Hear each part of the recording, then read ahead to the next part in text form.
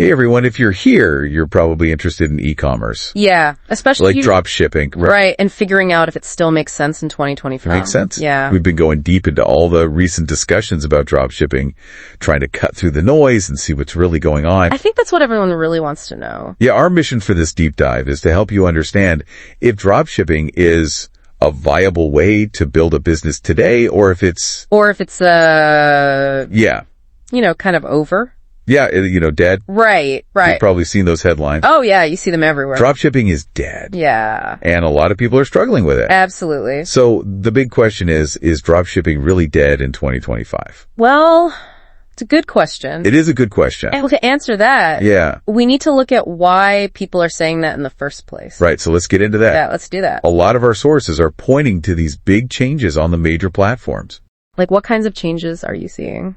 Like EJ, Amazon, and Shopify. Oh, yeah, the big ones. They've all tightened their policies, which has made things tougher for dropshippers. Yeah, it used to be, a lot easier to sort of, just get started. Oh, yeah, much easier. And now there's just like a lot more hoops to jump through, a lot more rules to follow. Right, and it seems like these changes are partly because they want everyone on the platform to offer a better experience. Yeah, they want customers to be happy, right? Yeah. So you can't just, sell any old thing and hope for the best anymore. And on top of that, advertising costs have gone way up. Oh, tell me about it. Especially on Facebook. Facebook ads, forget about it. Yeah, those cheap ads that were so easy to run. Yeah, they're not really a thing anymore. No, not really. And of course, your customers have changed too. Oh, absolute. Customer expectations are so much higher now. They want their stuff fast. Yeah, like right away. And they expect it to be good quality. Exactly. No more waiting weeks for something that might fall apart. Right. And that makes it hard to compete with drop shipping. Yeah, because you're relying on other people to handle the shipping and the quality control. Right. Which is, sometimes a gamble. So given all that, can you still make money with drop shipping in 2025? That's the $1 million question, isn't it? It is. And the sources we've looked at suggest that you can. Really? Yeah. So it's not totally dead. Not totally dead. Okay. But the old ways of doing things. Like just finding a product. Yeah. And slapping it on a website. And hoping for the best. Yeah, that's not going to cut it anymore. Not going to cut it. All right, so what does work? Well, a lot of the success stories we're seeing involve niching down.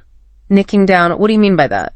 So instead of selling a bunch of random stuff, you focus on a specific type of product. Like a very specific category. A very specific category, something you're passionate about or you know a lot about. So you become like the go-to for that one thing. Yeah, the go-to for that one thing. I like that. And often these were higher value items. Oh, that makes sense. Yeah, because the profit margins are bigger. So you can afford those higher ad costs. Exactly. And you can afford to offer better customer service. Yeah. And that's a big deal now. Huge deal. Okay, niching down, higher ticket items. What else? Private labeling is also becoming more popular. Private labeling? Yeah, so you're essentially putting your own brand on products. Instead of just selling, like, generic stuff. Yeah, instead of just being a reseller. Oh, so you're building your own brand. You're building your own brand, which helps you stand out from the competition. That makes a lot of sense. It does. It gives you more control. Right, over the quality, the branding, the whole experience. Exactly. And a lot of dropshippers are also looking at newer platforms. Like, besides the big ones, like Amazon and eBay? Yeah, like TikTok Shop and Walmart Marketplace. Oh, interesting. So there are other options out there.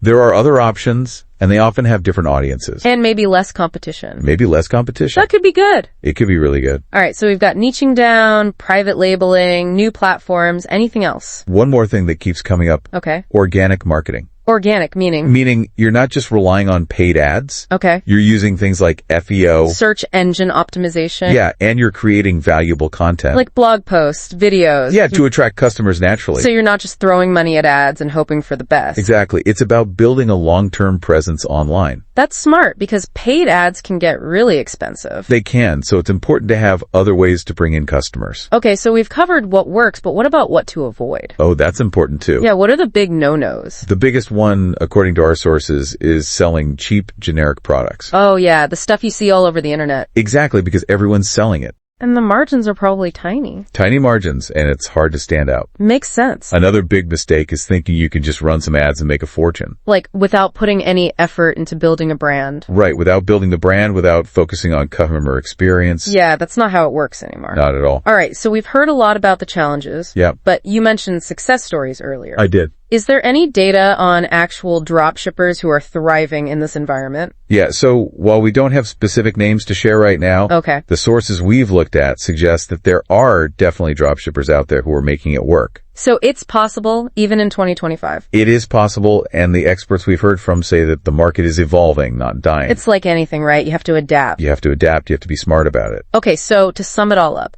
would you say drop shipping is dead in 2025? I would say no, it's not dead. But it's definitely different. But it's definitely different. The old, easy methods aren't going to cut it.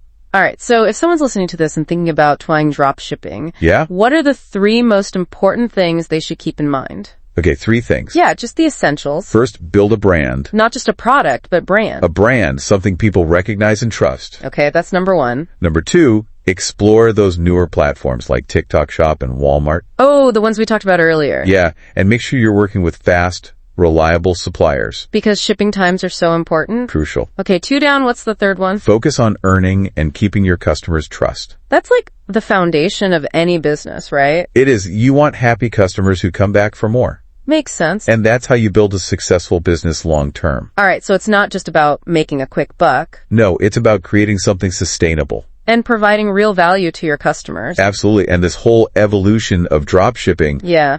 it gets me thinking, About what? what other business models, Like old school ones? yeah, that seem outdated, Okay. might actually be ripe for disruption? So they could be brought back to life? Brought back to life with the right approach, the right strategy. That's a really interesting question. It is, and something for all to think about. Yeah, what's the next big thing? Yeah, what's the next big thing? Thanks for joining us on this deep dive. Yeah, thanks for having me. It's been a pleasure. Likewise. We'll see you next time. See you later.